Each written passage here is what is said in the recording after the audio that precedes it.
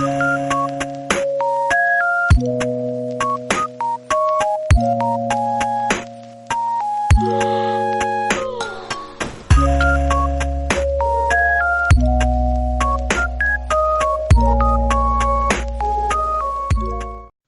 name is Anne and welcome to the last video of 2 project of group number 5. In this video, we will take you to chapter 13 and 14. So let's get started with chapter 13. In these chapters, there will be 5 objectives and I will be responsible for the 2 first ones. So let's get started. Human beings are particular social creatures. We have a need to influence and be influenced by others. People in the same ethnic group say many things in common, and this impacts a lot on our individual consumer decisions. There are things called subcultures, which are groups whose members share significant beliefs and common preference. Nowadays, many new subcultures have grown, and many old ones are breaking down. 你们是不是一手拿一根像小刀一样切一块披萨饼呢？不是这样。对，这样就对了。 As you can see, the entertainment of Dolce & Gabbana has spread a wave of boycotts as Chinese consider the way using chopsticks in this video is offensive. And this boycott spread among Asian nations and people using chopsticks in common. Many subcultures have powerful stereotypes, so marketers need to be cautious when it comes to ethnic elements. As people move from place to place, they will experience cultural shock, and they may react in 2 ways. 1. They choose and learn to adapt to a new environment, and 2. They insulate themselves from the mainstream cultures. Many factors affect the nature of transition process called acculturation agents. These be people and the institutions that teach the ways of a culture, and those agents can come from 2 sources: culture of origin, including families, friends, the church, local business, and modern language. Those keep the consumer in touch with his or her country of origin. Culture of immigrations help the consumer to learn how to navigate in the new environment, including public schools, language media, and government agencies. When researchers take ethnic identifications into account, they find that consumers who retain strong ethnic identifications differ from their more assimilated counterparts in many ways. And that is the end of my part. Let's move to the next part to see my teammate. Hi, my name is Sung and welcome to part number 3 of chapter 13. So in this part, we are going to discover the religious subculture. So let's get started. As you know, that recent years have witnessed a significant increase in religion in popular culture. More and more marketers use religious themes to talk to their customers. So to find out more about this subject, let's move to the first part: organized religion and consumption.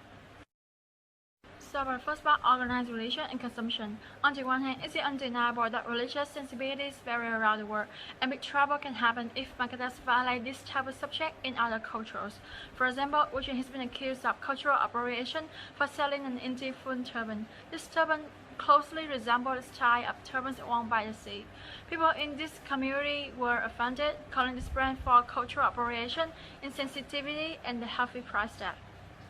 On the other hand, despite the occasional blunder, it's clear that religious dietary and dress requirements do create demand for certain products, and what marketers need to do is to carefully take this factor into consideration and come up with a suitable marketing strategy. So let's begin with the first type: consumers in religious market, born-again consumers. In the US, we trace more religious marketing activity to born-again Christians. The strength of evangelical movement has caught the attention of many marketers who want to reach the consumers. For example, C28 is a Christian retail store chain. The Christian clothing, music, jewelry, and accessories reflect a clean and positive Christian lifestyle. Another example would be Tyson Food, the world's largest chicken company, speaks openly about its Christian beliefs. Its core values also state that it tries to honor God and be a fair-friendly company. So let's continue with another type marketing strategy focused on religious population: Islamic marketing. The rapid rise in the population of Muslims has proved itself a potential market for marketers to take it seriously. For example, Muslims increasingly see clothing as a way of expressing their religious and cultural values. Such situation leads to the introduction of a large number of different fashion brands, including Pros, Luana, and Hadid somewhere. Another example would be the halal certification, which is a document that guarantees products and services aimed at the Muslim population meet the requirements of Islamic law. Many major companies are taking steps to reassure consumers that all of their products are halal by having them officially certified. For example, up to the year 2020, Nestle Australia has come up with a large number of halal products, varying from condensed milk, coffee, and even chocolate. So this is in part number 3 of chapter 13. So let's move to the next part with my teammates. Hi, I'm Thuy-Huân and I'm going to talk about objective number 4. In these sections, we will take a look about the family unit and then the age subculture to understand how these identity influence consumer behavior. First, the family structure depends on factors like educational level and the availability of birth control and religions. Marketers keep a close eye on population birth rate to gauge how the pattern of birth will affect demand for products in the future. The extended family, it consists of 3 generations who live together and it often includes grandparents, aunt, uncle, and cousin. The nuclear family, a mother, a father, and 1 or more children, perhaps, and largely replace the extended family. 1 person living alone, 3 roommates, and 2 lovers. Whether they're straight or gay, constitutive and household, family unit continue to evolve. Our marketer need to challenge the cherished assumption. Because they recognize the family needs and expenditure change over time, marketing apply the family life cycles concept to segment household. The FLC combines trends in income and family compositions with the changes the demand placed on this income.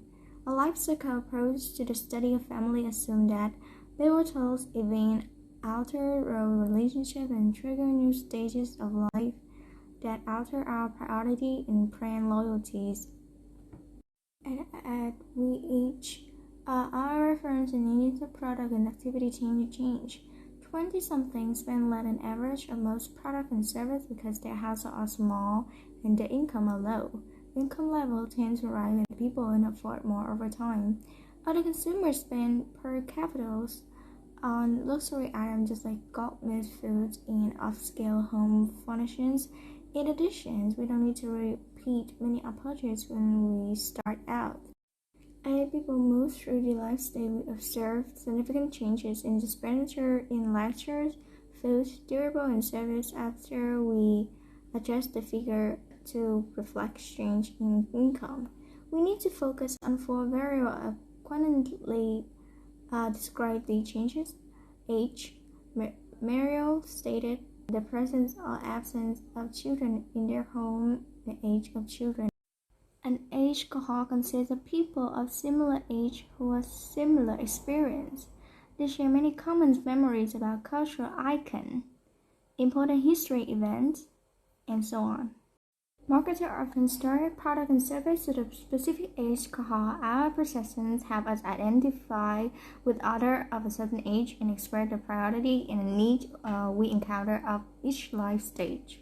The Saatchi and Saatchi advertisement agencies identify 4 basic conflicts common all teens: autonomy and belonging. Teens need to acquire independence, so they try to break away from their family. However, they need to attach themselves to a purpose structure, just a pair to avoid being alone. Rebellion and conformity. Teens need to rebel against social standard of appearance and behavior needs, yet they still need to fit and be accepted by others. Idealism and pragmatism. Teens need to view the others hypocrites, whereas they see themselves as being citizens. They have to struggle to reconcile their views of how the world should be with the reality they perceive around them. Necroticism and intimacy.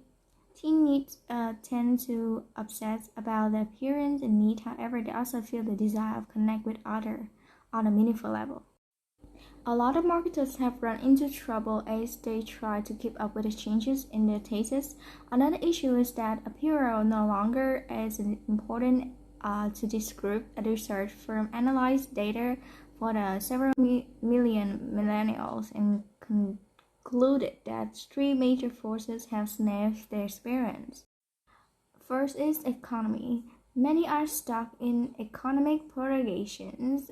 They are overeducated but underemployed and focus on economizing by living with their roommate in a clipping cowbird.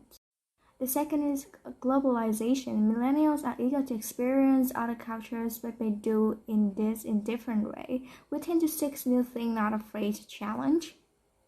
Third one is social media is constantly open to public observations about every new post or stated of they reveal something about themselves.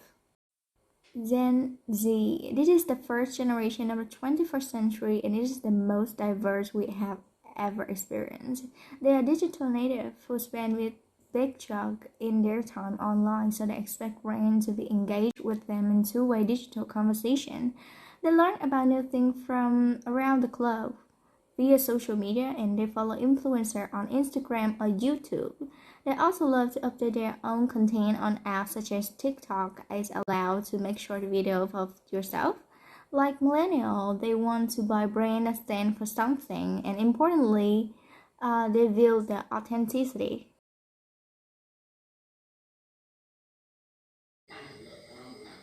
I need some new dresses.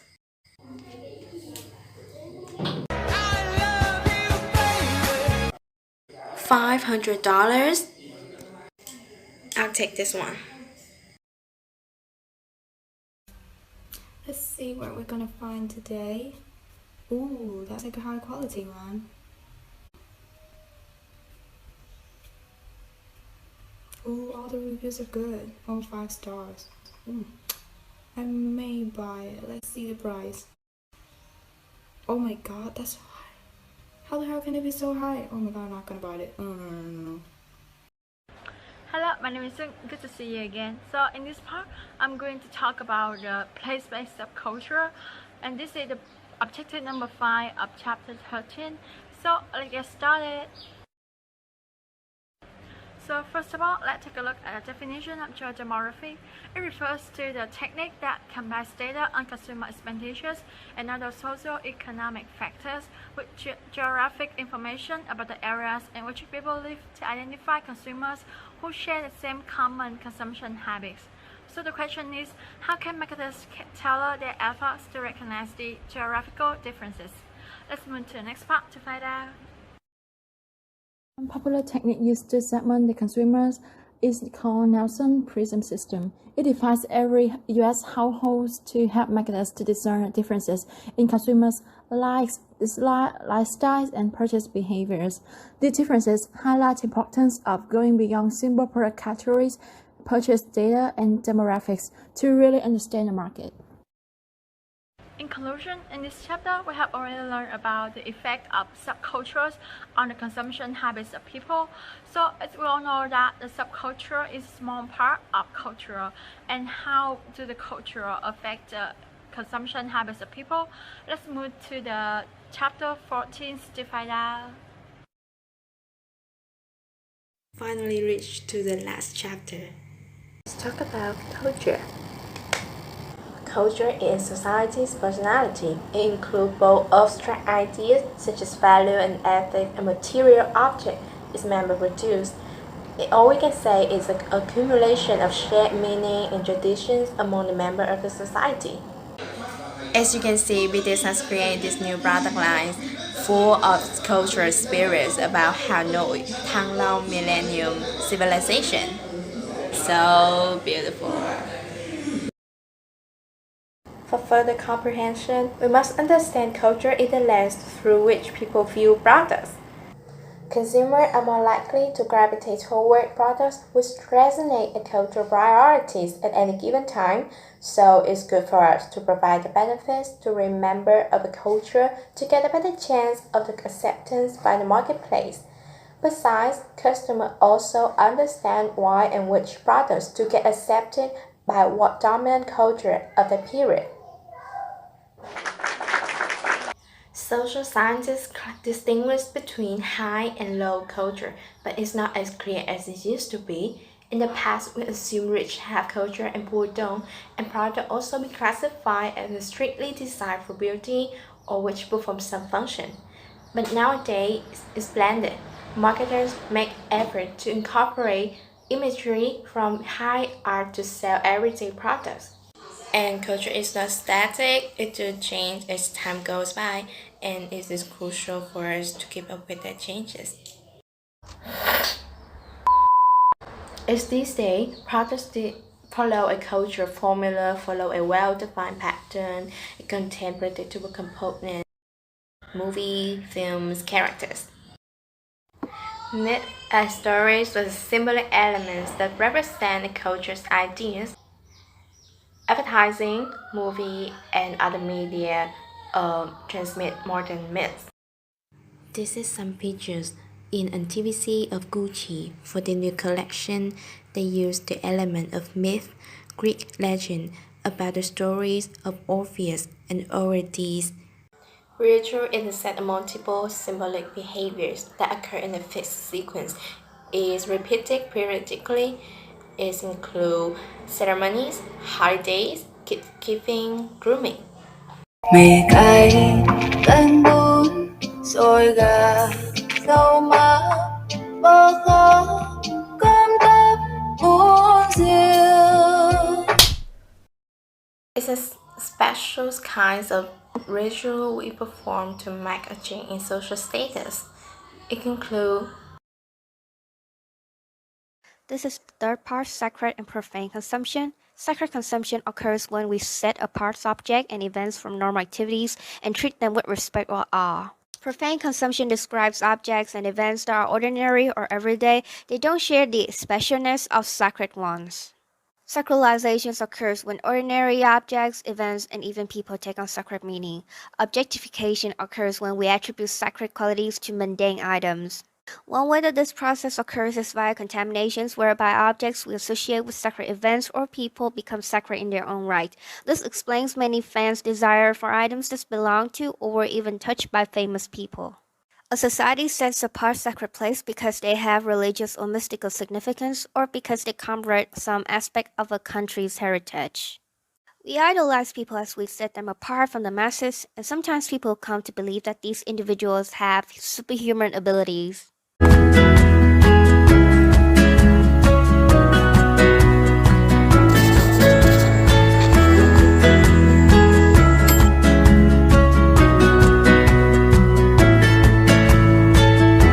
Oh my, God bless me. I want to album so bad. It's so good, y'all want swagger, summer, huê. I have to get that album at all costs. Sometimes public events resemble sacred religious ceremonies. Think about fans and footballers who hold their hands over their hearts and solemnly sing anthem before a football match, or how others regularly hold their illuminated cell phones on light stick during a concert. Desacralization occurs when we remove a sacred item or symbol from its special place or duplicate it in many quantities so that it loses its specialness and becomes profane. This is the fourth part, the diffusion of innovation. Diffusion of innovation refers to the process whereby a new product, service, or idea spreads through a population. An innovation is any product or service that consumers perceive to be new. As figure 14.3 shows, 1/6 of the population, innovators and adopters, are quick to adopt new products, and 1/6 laggers are slow. The other 2/3, called late adopters, are somewhere in the middle. These consumers are the mainstream public. Innovators represent only 2.5% of the population. They are the first to try something new. Early adopters are similar to innovators, except they are highly concerned with social acceptance. Vietnam is carrying out their own vaccine. Would you consider getting vaccinated by Vietnam's? Well, I think that I will wait for the first volunteer, and if there are no serious side effects, I will take the vaccine. Certainly, because I believe in our government and also its Vietnamese products, so we gotta support that. 100% agree. Why not? Because I believe in my country.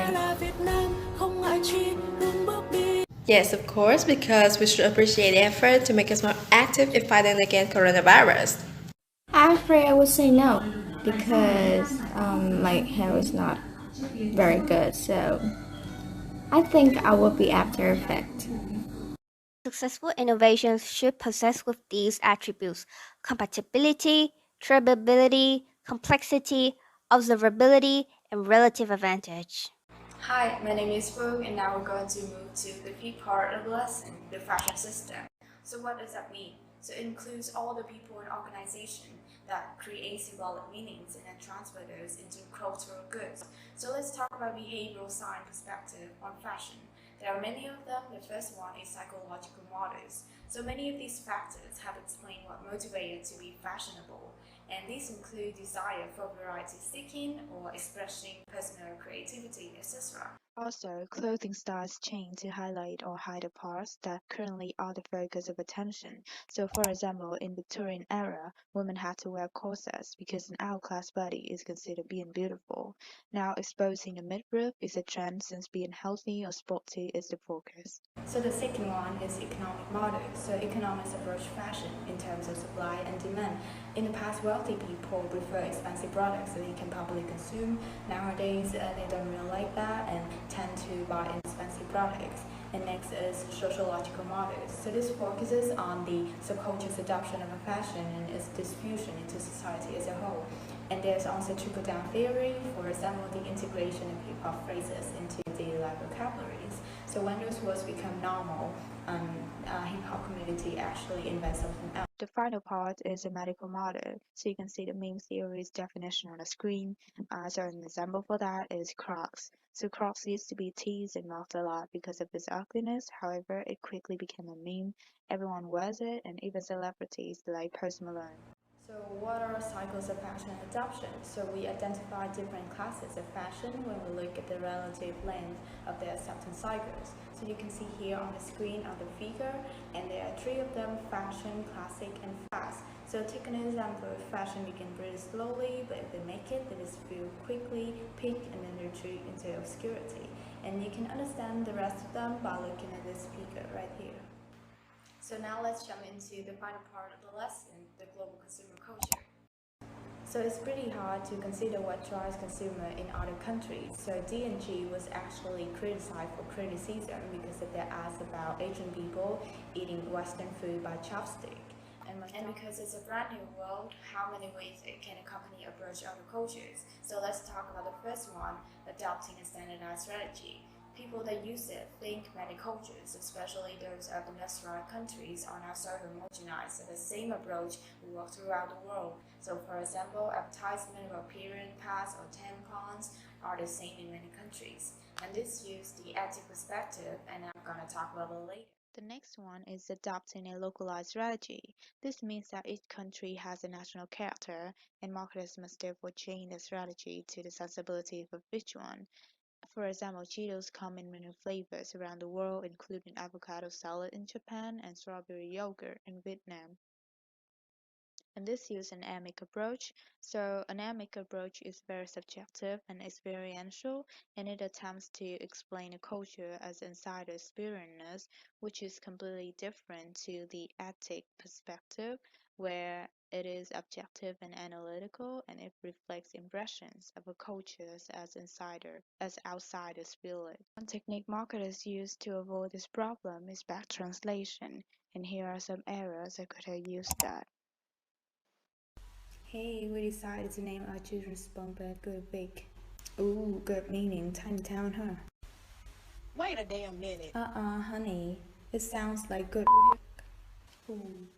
So does global marketing work? Let's find out in the final part. So consumers in different countries simply do not use the products the same way, and to maximize the chances of success, many marketers must locate consumers in different countries who share the same worldview. So who is likely to fall into this category? There are two of them. The first one is affluent people who know the world through travel or business contacts, etc. And the second one is young people, that's through YouTube and other media. They identify four major segments, as you can see here on the pie chart. The first one is the global citizen that make up 55% of consumers. So they are concerned about whether companies behave responsibly on issues like consumer health or the environment. And next are global dreamers with the 23% and the anti-globals with 13%. Finally are the global agnostic with the remaining 9% of consumers. And that's it for chapter 14 and also our journey with Jude project. Thank you so much for following up to now.